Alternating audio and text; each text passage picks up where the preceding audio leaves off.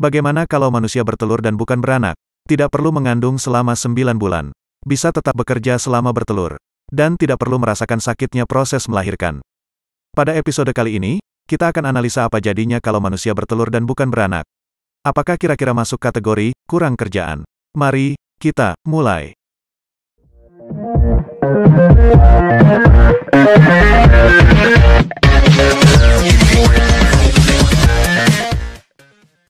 Beberapa keuntungan yang didapatkan kalau manusia bertelur dan bukan beranak.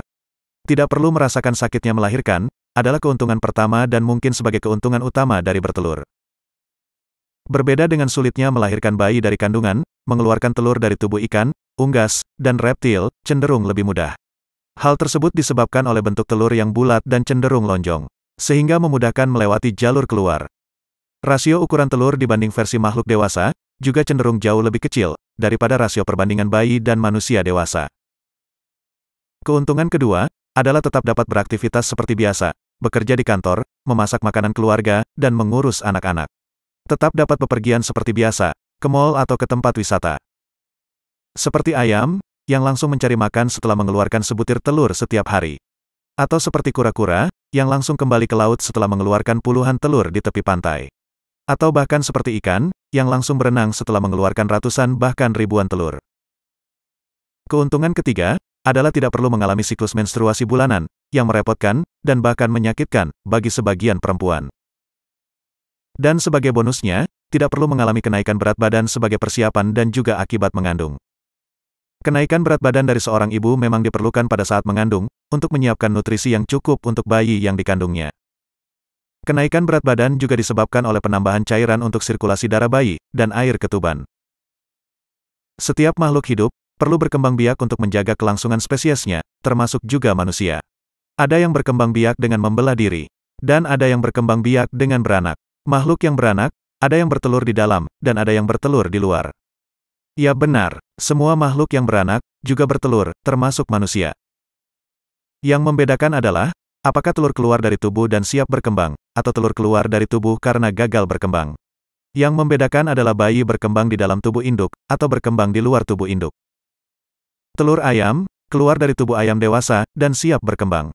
Sedangkan pada manusia, telur keluar dari perempuan dewasa, karena gagal berkembang atau tidak dibuahi. Perempuan terlahir lengkap dengan telur yang dimilikinya. Setiap calon bayi perempuan sudah memiliki 6 juta telur dalam kandungan, namun terus menurun. Saat bayi perempuan lahir, jumlah telur tersisa 1 juta telur. Saat perempuan memasuki puber, jumlah telur tersisa, tinggal 300.000 telur.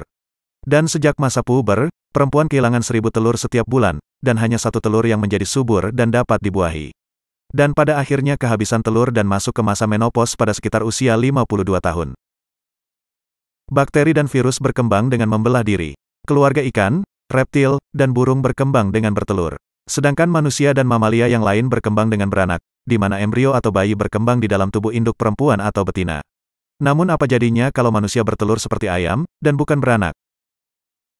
Ada beberapa hal yang akan hilang, apabila manusia bertelur dan bukan beranak. Yang pertama, tidak ada bidan, atau dokter ahli kandungan, yang membantu para ibu mengawasi kehamilannya. Namun sebagai gantinya, mungkin akan diperlukan dokter khusus, untuk mengawasi perkembangan janin di dalam telur. Yang kedua, tidak diperlukan bidan atau dokter ahli kandungan yang membantu para ibu dalam proses melahirkan. Karena sang bayi akan berusaha keluar sendiri dari cangkang telurnya, tanpa bantuan dari ibu, dokter maupun bidan. Dan proses menetas, jauh lebih rendah resikonya daripada proses melahirkan. Rendah resikonya bagi keselamatan sang bayi, dan tidak ada resikonya bagi keselamatan sang ibu. Yang ketiga, tidak ada cuti 3 bulan melahirkan, yang tujuan utamanya adalah memberikan air susu ibu secara eksklusif bagi sang bayi. Berbeda dengan makhluk yang melahirkan, makhluk yang bertelur tidak memiliki kelenjar susu untuk menyusui bayinya. Dan berbeda dengan bayi dari makhluk yang melahirkan, bayi dari makhluk yang bertelur siap untuk makan. Yang keempat, tidak ada payudara.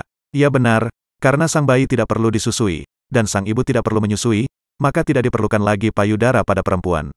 Sama seperti ikan, kodok, buaya ataupun ayam, yang tidak memerlukan payudara. Yang kelima, tidak ada cuti haid dalam sebulan, karena perempuan tidak lagi mengalami menstruasi, akibat tidak dibuahinya sel telur yang subur.